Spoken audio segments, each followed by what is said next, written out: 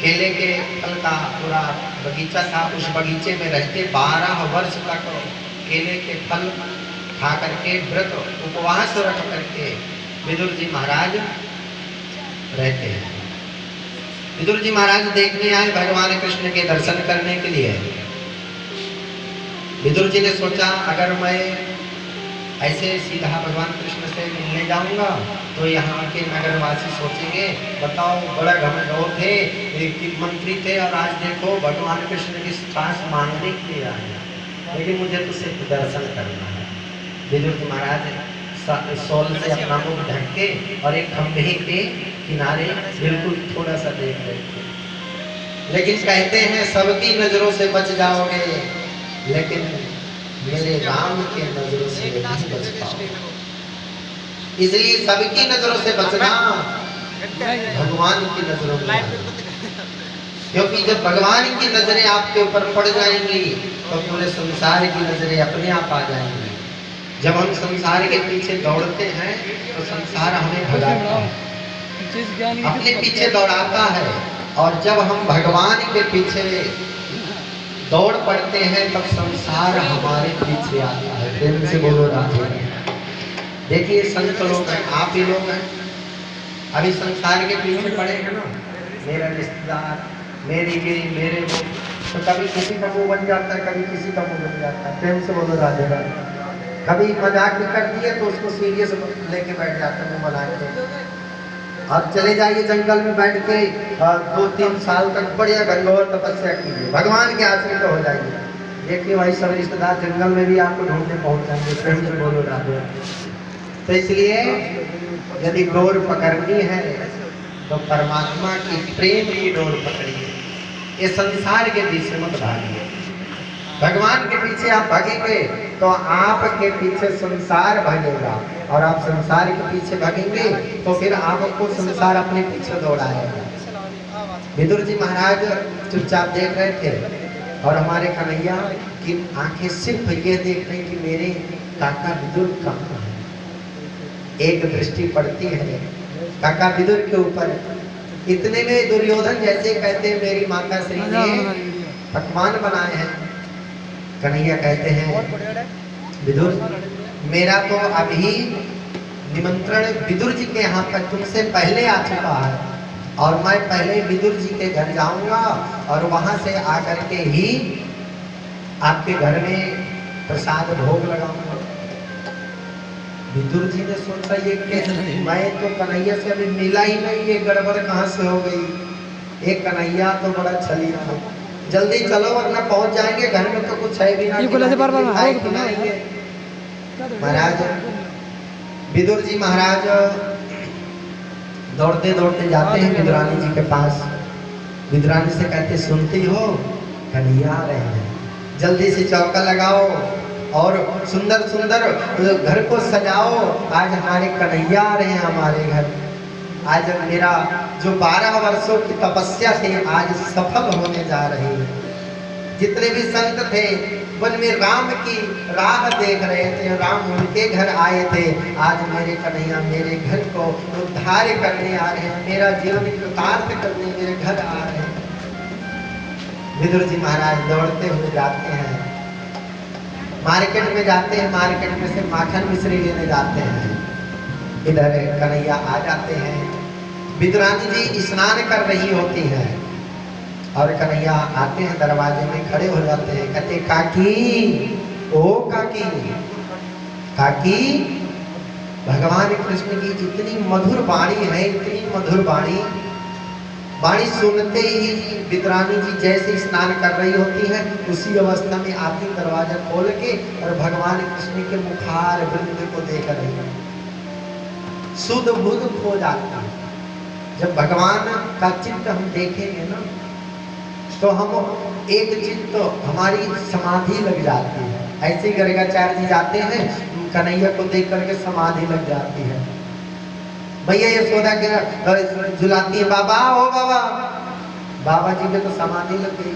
भैया ने सोचा कहीं ऐसा तो ना कि अभी तक तो पूतना को मारे, बकासुर को मारे, अब पता चले कि बाबा जी भी कहीं चले गए, हम इनको भी ठिकाने लगाना पड़ेगा। इतने में गर्गाचार्य जी की समाधि खुल जाती है, कभी जिंदा हो। तो वैसे ही विद्रानी जी की भगवान कृष्ण को देखते ही काटक समाधि सी लग जाती है। कन्हैया ने देखा कि विद्रानी जी काके तो शुद्ध बुद्ध मुझे देख करके खो गई, और इतने में अपनी काली कमलिया उड़ा देते हैं और कहते हैं काकी, ओ काकी, ऐसे खड़े खड़े निहारोगी ही या मुझे घर के अंदर भी बिठाओगी। विद्रानी जी जाती है, तुरंत कपड़े पहन के आती हैं और कन्हैया की उंगली पकड़ती है। जिसे छोटे बालक की उंगली पकड़ के माँ पूरे आंगन में घुमाती है ना, ऐसे ही विद्रानी जी उंगली पकड़ के एक हाथ में पाटा है चौकी बैठाने के लिए भगवान कृष्ण को, और एक हाथ में भगवान की उंगली, और पूरे कुटिया में नहीं कर रही है, यहाँ बैठी नहीं, ये ठीक नहीं जगह, यहाँ बैठी ये ठीक नहीं, यहाँ बैठी ये ठीक नहीं, पूरी घर में जाके घुमा दी। कन्हैया ने देखा काकी तो शुद्ध बुद्ध सब खो गई। कन्हैया पाटा छीनते हैं और बैठ जाते, काकी बहुत जोर की भूख लगी है, देखो तो सही पेट कैसा मेरा अंदर को है क्यों है। काकी क्या करे, घर में कुछ नहीं है, क्या खिलाए। अच्छा कन्हैया भी लाती हूँ, देखती हूँ, अंदर जाती है, कुछ भी नहीं है, क्या खिलाए। कदली बंद था इसलिए केले के फल लेकर के आती हैं, और आकर के छिलके जो सार सार दे गिराई और कदली के छिलके का भोग लगाए। कन्हैया सुंदर तरह से जो केले का छिलके हैं उनके तो भोग लगा रहे हैं, और जो अंदर का गूदा है वो तो बाहर गिरा रहे हैं। एक नहीं दो नहीं 100 छिलके कन्हैया खा जाते हैं। जैसे भगवान राम को सबरी जी बैर चक चक के खिला रही थी, कहीं मेरे राम के मुख में खट्टी बैर ना चला जाए कि मेरे राम का स्वाद बिगड़ जाए। लखनलाल जी को दिए तो लखनलाल जी कहते कैसी मैया है, अपना जूठन खिला रही, राम कैसे खा रहे हैं भैया, कैसे खा रहे हैं। लखनलाल जी उसको पीछे बैर को फेंकते जा रहे हैं।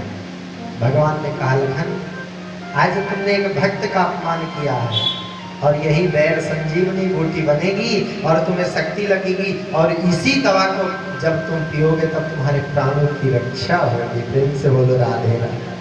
तो ये भक्त के प्रेम में इतनी सामर्थ्य होती, इतनी ताकत होती है। भगवान कहते हैं कि भक्त मुझे सुलाता है तो मैं सोता हूँ, भक्त मुझे जगाता है तो मैं जगता हूँ, भक्त मुझे रुलाता है तो मैं रोता हूँ, भक्त मुझे खिलाता है तो मैं खाता हूँ, क्योंकि भगत के बस में है भगवान।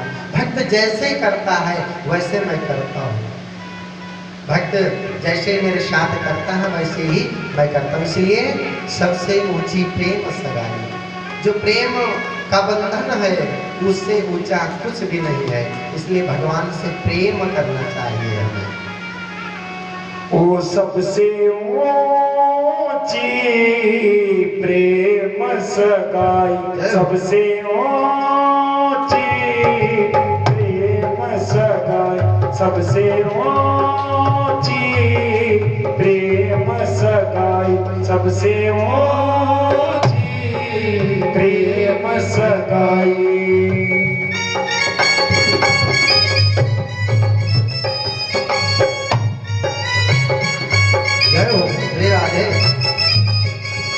दुर्योधन के मेवा त्यागे, दुर्योधन के मेवा त्यागे, हो साग विदुर कर खाई, सबसे ऊंची प्रेम सगाई, सबसे ऊंची प्रेम सगाई।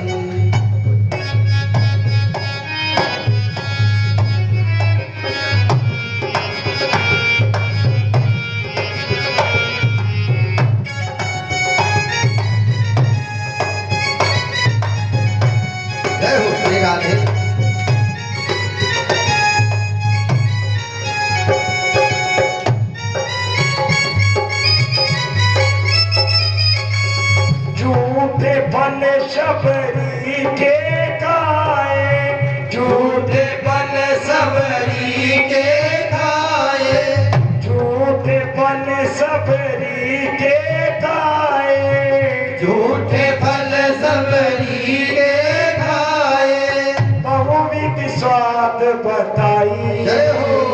सबसे ऊंची प्रेम सगाई, सबसे ऊंची प्रेम सगाई।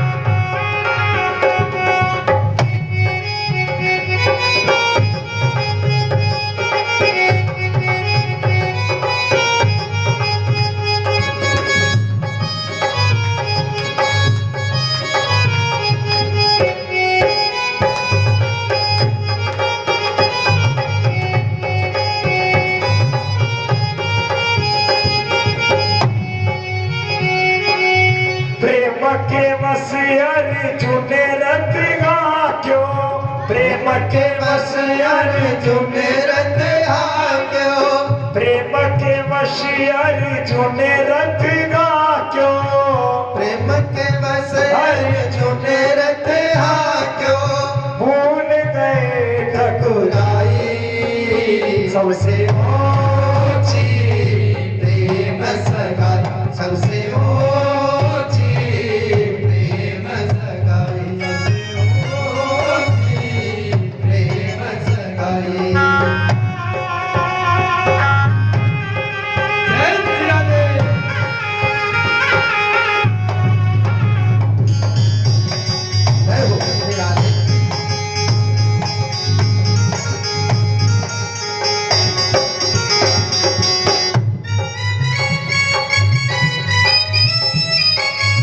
ऐसी प्रीत बड़ी वृंदावन, ऐसी प्रीत बड़ी वृंदावन, गोपियन नाच नचाई सबसे ऊंची प्रेम सगाई, सबसे ऊंची प्रेम सगाई, सबसे ऊंची प्रेम सगाई, सबसे ऊंची प्रेम सगाई। वृंदावन बिहारी लाल की जय हो। भगवान कृष्ण सुंदर तरह कदली के छिलके खा रहे होते हैं, उसी समय विदुर जी आते हैं और जोर से विदुरानी को डांट लगाते हैं, क्या कर रही हो? विदुरानी जी को होश आया, अरे कर गया, मेरे से गलती हो गई, क्षमा कर दिया। भगवान मुस्कुरा रहे हैं, काकी क्या हो गया और खिलाओ ना। इतने में विदुरानी जी क्षमा मांगती हैं प्रभु से और जाती हैं। विदुर जी जो माखन मिश्री लाए हुए होते हैं वो भोग लगाते हैं। भगवान कृष्ण कहते हैं जो स्वाद और जो आनंद कदली के छिलकों में आया वो स्वाद तो इस माखन मिश्री में भी नहीं है, क्योंकि भगवान कहते हैं कि भाव का भूखा हूँ मैं, भाव मेरा सार है, भाव से जो भी है भजता उसका बेड़ा पार है। भगवान की भक्ति करना है तो भाव से करो, कुभाव से नहीं। वैसे तो भक्ति 4 प्रकार की होती है। भाव कुभाव अनक आलस हो, नाम जपत मंगल दिस दस हो। भक्ति 4 प्रकार की है। भाव कुभाव, रावण ने कुभाव से जपा था। कुभाव से कोई भगवान से ईर्ष्या करता है, वो भी एक भक्ति होती है। हर समय उसका दिमाग क्या होता है? रावण सोते समय भी बैठते समय भी हर समय किसका ध्यान करता था?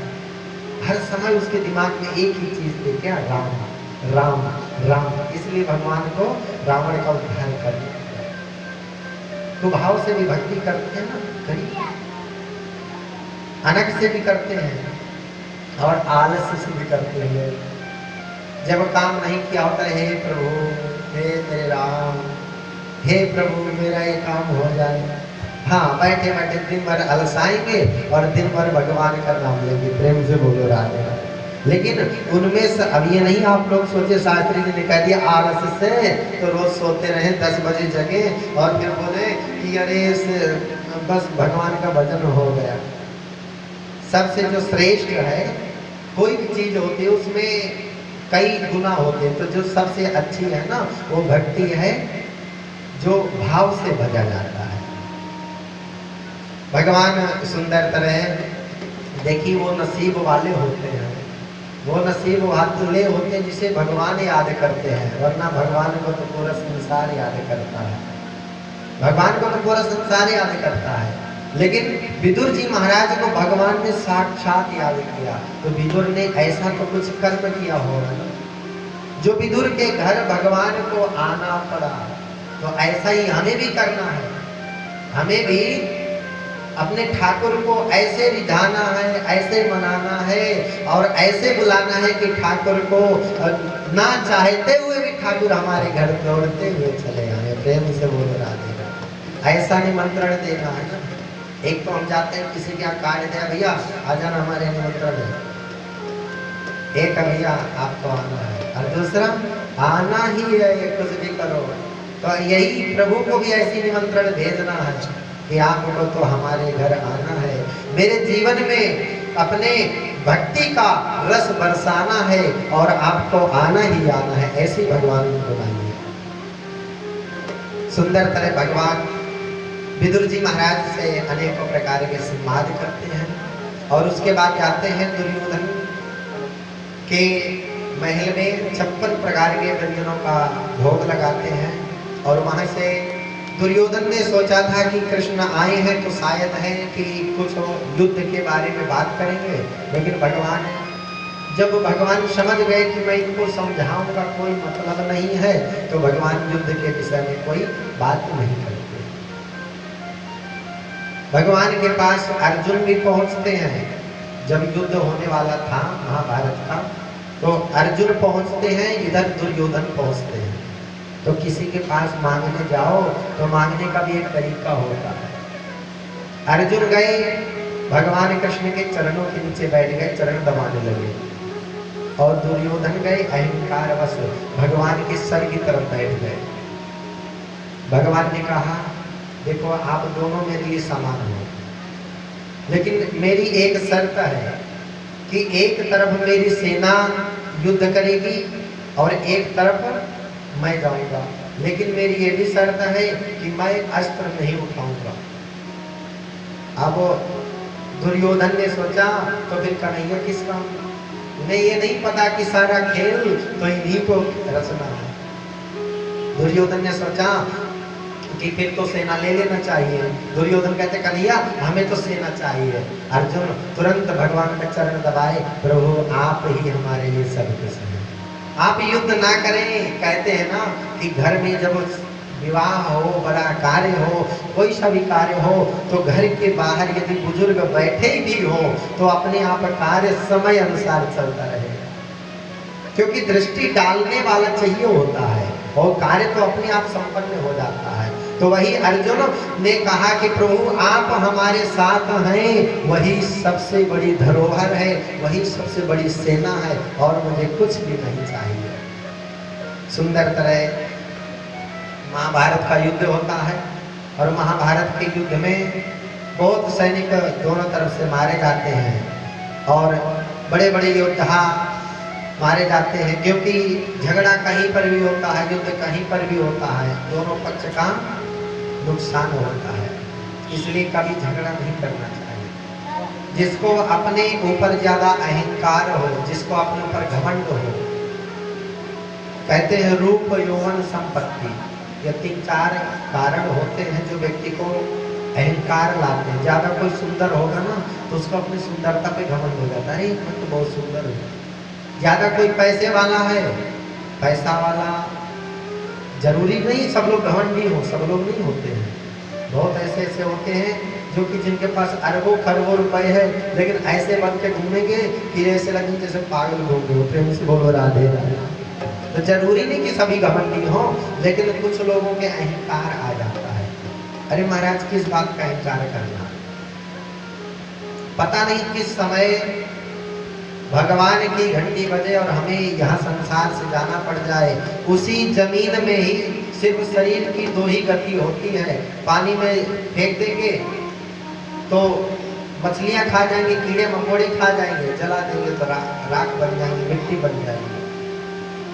तो ये शरीर को हम इतना संजोते हैं, इसमें क्या क्या लगाते हैं, डोरा बनाते हैं, इतना तरह से बढ़िया सुंदर तरह से इसको सजाते हैं, लेकिन जब ये चला जाता है, इसमें से एक आत्मा निकल जाती है, फिर इस शरीर को कोई अपने घर में भी नहीं लगता। ये होता है जल्दी सूर्यास्त हो रहा है, चलो हाँ ज्यादा से ज्यादा एक दिन और रख लेंगे, उसके बाद में अब पहले तो माता पिता से इतना प्रेम होगा कि माता पिता के बगैर तो कुछ होगा ही नहीं।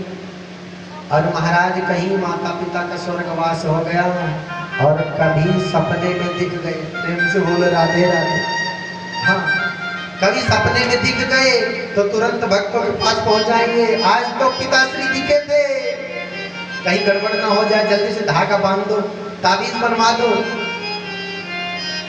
तो ये प्रेम होता है, इसलिए संसार से इतना ही प्रेम रखो जितना प्रेम चलना चाहिए, अधिक प्रेम नहीं करना चाहिए। अधिक प्रेम करना है ये तो भगवान से करिए, उससे प्रेम करिए जो कभी आपको धोखा न दे, उससे प्रेम करिए जो हर समय आपका साथ दे। ये जो प्राणी है ना, ये मतलबी होता है, चाहे पुत्र हो चाहे कोई भी संबंधी हो, ये सब मतलबी होते। मतलब होगा तो आपका साथ देंगे। पता चले आप बीमार पड़ गए, 1 साल के लिए आप बीमार पड़ जाओ, फिर पता चल जाएगा कौन आपका है कौन पराया है। जब तक पैसे हैं और ये शरीर है तब तक संसार आपका है, और पैसा शरीर गया तो उसके बाद आपका कोई नहीं है। इसलिए इतना ही प्रेम करिए इस संसार से जितना चल सके। हम ये नहीं करें कि नहीं आप अपने घर वालों को से अलग हो जाओ। हाँ भैया कल ही आपके घर वाले आ जाएंगे, शास्त्री जी कौन सा ज्ञान दे दिए, प्रेम से बोलो राधे राधे। भगवान से जितना प्रेम आप अपने घर से करते इतना ही भगवान से हमें करना है। सुंदर तरह सुखदेव जी महाराज अनेकों प्रकार की कथा श्रवण कराते हैं और कश्यप जी महाराज की कथा श्रवण कराते हैं। कश्यप जी महाराज की 2 पत्नियां हैं, दिति और अदिति। जो माता अदिति हैं वो देवताओं की माता हैं और जो दिति हैं वो राक्षसों की माता हैं।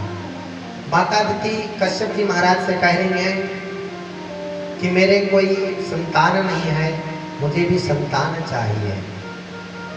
लेकिन कश्यप जी महाराज कहते हैं कि देवी अभी यह संतान उत्पत्ति का समय नहीं है, अभी भगवान शिव अपने गणों के साथ आकाश मंडल में घूम रहे हैं, अभी गोधूली का समय हो रहा है।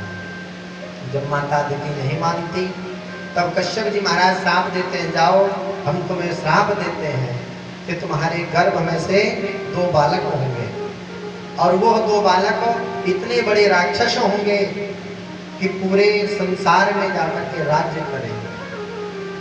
माता दिति कश्यप जी महाराज के चरणों में गिर पड़ी, प्रभु मुझसे गलती हो गई और मेरी गलती को क्षमा कीजिए, लेकिन मुझसे गलती हो गई है तो इसमें मेरे पुत्रों का क्या कसूर है, मेरे पुत्रों के उद्धार का कोई मार्ग बतलाइए। क्योंकि संतों के मुखार बिंद से आशीर्वाद हो चाहे श्राप हो एक बार निकल जाती है। कहते हैं मुंह से निकली गोली और बंदूक से निकली गोली कभी वापस नहीं आती। भगवान भी संतों का श्राप नहीं टाल सकते, भगवान भी संतों का आशीर्वाद नहीं टाल सकते। इसलिए आजकल कुछ लोग ना संत के भेष में बहरूपिया भी आते हैं और उनके चक्कर में हम लोग असली संत का भी अपमान कर देते हैं। तो पहले हमें पहचानना चाहिए कि ये असली संत हैं या नहीं है। कुछ लोग अलग धर्म के आजकल नियम बन गया है, हमारे सनातन धर्म को बदनाम कर देगा। आएंगे भगवा कपड़ा कोई भी धारण कर लेगा और जाएंगे और दारू के ठेके में खड़े होकर के वहाँ से बोतल खरीदेंगे और वहाँ से वीडियो बनवा के और उसके बाद वायरल कर देंगे। बदनाम क्या होगा, जो भी देखेंगे मोबाइल में अरे संत है, बाबा लोग ऐसे होते हैं। आजकल हमारी ऐसी थिंकिंग हो चुकी है संतों के प्रति, क्योंकि इन लोगों ने ना जो ये हमारे धर्म से अलग के लोग हैं ना, इनको तो बदनाम करना है हमारे संतों को। क्योंकि इस समय यदि हमारा सनातन धर्म टिका हुआ है, रुका हुआ, तो कहाँ से रुका हुआ है। कलयुग का इतना प्रताप हो चुका है, आपसे कहा जाए 10 घंटे भजन कर लो, नहीं कर सकते। जो संत लोग हैं बड़े बड़े कंदराओं में बैठे हुए हैं पहाड़ों में, कोई पेड़ से उल्टा लटक रहे हैं, कोई एक हाथ के बल खड़े हैं, कोई एक पैर के बल खड़े हैं, कोई कई वर्षों से तपस्या कर रहे हैं। वो लोग यह संसार से उन्हें मतलब नहीं, उनके भजन के प्रताप से ये धरती रुकी हुई है, हमारे आपके प्रताप से नहीं है। हम लोग तो जितना भजन नहीं करते उतना तो दिन में पाप ही कर डालते होंगे। तो इसलिए संतों का कभी अपमान नहीं करना चाहिए, लेकिन ये भी देखना चाहिए कि क्या ये असली संत है या नहीं है, पहचान करनी चाहिए सबको। यहाँ दान भी देने की परिभाषा है, दान उसी को देना चाहिए जो दान जो नशा ना करता हो, उसे दान देना चाहिए। अगर आप नशेड़ी को दान दे दिए और जाके उसने दारू पी लिया या उसने गलत कर्म में आपका दान उपयोग कर दिया, तो आपका दान का जो फल है आपको नहीं मिलेगा। इसलिए दान इस ऐसी जगह में दीजिए जहाँ पर दान की आवश्यकता हो। दान मंदिर में है, जैसे मंदिर में दीपक जलते हैं, रोज दीपक के लिए घी लेकर के दे आइए। मंदिर में अनेकों प्रकार की व्यवस्थाएं होती हैं, व्यवस्था कर दीजिए। गौशाला है, गौशाले में चले जाइए, एक गौ माता को गोद ले सकते हैं, गोद ले लीजिए। नहीं है तो कभी खल है, कभी कनक है, उसका आटा बना के दे आइए, कभी भूसा है इत्यादि, ऐसे कभी हरी घास है, ये गौशाले में सेवा कर दीजिए। कहीं कथा हो गई, कथा में दान दीजिए, क्योंकि कितना पवित्र सेवा किए धन पवित्र किए दान, मन पवित्र हरि भजन को तो होत त्रिविध कल्याण। तन पवित्र सेवा किए, यहाँ अपने तन को यदि पवित्र करना शरीर को, तो हमें क्या करना है? तन पवित्र सेवा किए। यदि तन को पवित्र करना है ना, तो सेवा करना चाहिए। सेवा किसकी सेवा? माता पिता की सेवा, सास ससुर की सेवा, मंदिर में जाइए भगवान की सेवा। यदि हमारे घर में कोई अतिथि आते हैं तो अतिथि की सेवा हमें करनी चाहिए। तन पवित्र सेवा की, धन पवित्र किए दान।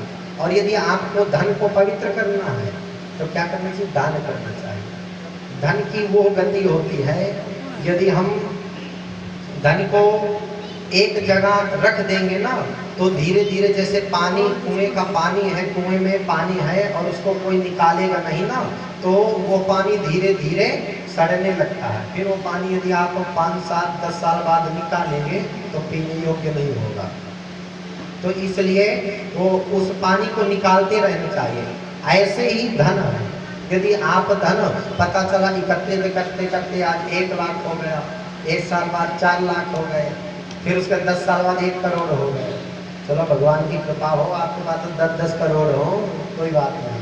लेकिन भगवान की कृपा से आज हमारे पास 1 करोड़ हो गया। अब हम विचार बना रहे हैं कि बढ़िया एक गाड़ी लाएंगे और बढ़िया एक मकान खरीदेंगे। लेकिन जो धन है वो गलत तरीके से कमाया हुआ है और वो सही उसमें से दान भी नहीं दिया हुआ है, तो क्या होगा? या तो बीमार पड़ गए, डॉक्टर के पास जाते हैं तो डॉक्टर साहब एक बार में लिख दिए आपको ये बीमारी है, 10 लाख का खर्चा आएगा। प्रेम से बोलो राधे राधे। जोड़ने में कितना टाइम लगा? एक एक पैसा खून पसीने से कमा कमा के, कभी कुछ खाने का जी किया वो भी नहीं खाए, कभी कैसे कैसे करके हमने पैसा एकत्रित किया, और लेकिन वो पैसा कुछ क्षण में ही चला जाता है। शरीर हमारी अलग से बेकार होती है, शरीर में कष्ट अलग से आते हैं। पता चला बेटा गया गाड़ी ले करके किसी का एक्सीडेंट कर दिया, उसके ज़्यादा चोट लग गई, दोनों का साहब बेटा को ले गए। 5 लाख रुपए तो तब छोड़ेंगे, रफा दफा करवाएंगे, वरना बेटा तो आपका जेल में जाएगा। 1 मिनट नहीं लगेगा, सारा धन, अरे भैया तुम बेटे को बाहर कर दो, बस हो गया। तो इसलिए हमें ऐसा धन ना कमाना है और ऐसा धन ना हमें अपने पास रखना है कि जिसके कारण हमको कष्ट आए। और हमें वैसे तो शास्त्र में कहा गया है कि जितना आप कमाते हैं, यदि खून पसीने का भी कमाया हुआ है तो उसमें से दशांश दान हमें करना चाहिए। यदि आप कोई सा भी आप धन कमाते हैं उसमें से आप दशांश दान करते हैं तो आपके घर में कभी भी कोई बीमारी नहीं आ सकती, कभी भी किसी तरह के ऐसे संकट नहीं आएंगे जिसके कारण आपको धन गलत जगह प्रयोग करना पड़ जाए। इसलिए धन पवित्र किए दान, मन पवित्र हरि भजन को। और यदि मन कभी उदास हो, किसी से झगड़ा हो जाए, किसी चीज में आप परेशान हो, तो पहले मन को एकाग्र करें, शांत, ऐसे बिल्कुल शांत बैठ जाए। कम से कम 21 बार ओम का उच्चारण करें। शांत बिल्कुल मन को अपने शांत कर दें, एकांत में बैठ करके ओम का उच्चारण करेंगे। धीरे धीरे मन जो अभी तक बेचैन है किसी कारणवश सोच के, तो मन शांत होना चालू कर देगा। धीरे धीरे 21 बार आप ओम बोलेंगे ना, लेकिन धीरे धीरे, बहुत जोर से नहीं, हाँ बिल्कुल आराम से अपने मन को बिल्कुल, शरीर को बिल्कुल ढीला छोड़ के, और भगवान का ध्यान, यह मस्तिष्क में भगवान का ध्यान करेंगे ओम का उच्चारण करते हुए। और उसके बाद भगवान के नाम का, जो भी आपका गुरु मंत्र हो, इष्ट मंत्र हो, उस मंत्र का आप जप करना चालू कर देंगे, आपका मन पवित्र हो जाएगा। प्रेम से बोलो राधे राधे। मन पवित्र हरि भजन को तो होत त्रिविध कल्याण। महाराज कश्यप जी महाराज से माता दिति ने कहा, प्रभु मेरी क्या गलती है, आप मुझे सजा दीजिए, लेकिन आप मेरे पुत्रों को क्यों सजा देते हैं? तो कश्यप जी महाराज कहते हैं कि देवी जाओ, मैं आशीर्वाद देता हूँ कि आपके ही जो पुत्र हैं, हिरण्यकश्यप नाम पड़ेगा, और उन्हीं पुत्र के जो पौत्र होंगे, उनके जो पुत्र होंगे प्रहलाद आदि जैसे बहुत बड़े भगवान के भक्त होंगे, और आपके पुत्रों को मारने के लिए साक्षात भगवान नारायण को आना पड़ेगा। प्रेम से बोलो राधे राधे। और ये जो माता अति समय हुआ, 9 महीने बाद 2 पुत्र जन्म लेते हैं। एक का नाम पड़ता है, जो बड़े पुत्र हैं उनका नाम है हिरण्याक्ष, और छोटे का नाम है हिरण्यकश्यप। ये जो हिरण्याक्ष और हिरण्यकश्यप हैं, ये कौन है? इनके पूर्व जन्म की कथा सुखदेव जी महाराज राजा परीक्षित को श्रवण कराते हैं। कहते राजन, जो हिरण्याक्ष और हिरण्यकश्यप हैं, यह भगवान के पार्षद हैं। कि एतो पार्षदो मह्यां जयो विजय एव च तदर्थे कृतमां यद्धो बहुत्रातामतिक्रमम्। एतो पार्षदो मह्यम, यह जो है जय और विजय नाम के भगवान नारायण के पार्षद हैं। एक बार सनक सनंदन सनत कुमार संत लोग भगवान श्री हरि से मिलने जा रहे थे। भगवान हरि उस समय विश्राम कर रहे थे। जय और विजय द्वार में खड़े थे। संत लोग अंदर भगवान से मिलने के लिए जाने लगे। जय विजय ने रास्ते में ही रोक दिए। महाराज अभी आप नहीं मिल सकते हैं, भगवान नारायण अभी विश्राम कर रहे हैं। इतने में संतों को क्रोध आया कि आप हमें भगवान से मिलने में बाधा उत्पन्न कर रहे हैं, भगवान से नहीं मिलने दे रहे हैं। इसलिए जाओ, हम तुम्हें श्राप देते हैं, तुम 3 जन्मों तक राक्षस बन जाओ। इतने में भगवान नारायण वहीं पर प्रकट होते हैं। कहते हैं क्योंकि वो दूसरे जो पार्षद हैं वो कांपने लगे और घबरा गए, जोर जोर से भगवान का नाम स्मरण करने लगे। भगवान वहाँ पर प्रकट होते हैं और कहते जाओ, ये संतों का श्राप है, लेकिन मैं तुम्हें आशीर्वाद देता हूँ कि जब भी आप राक्षस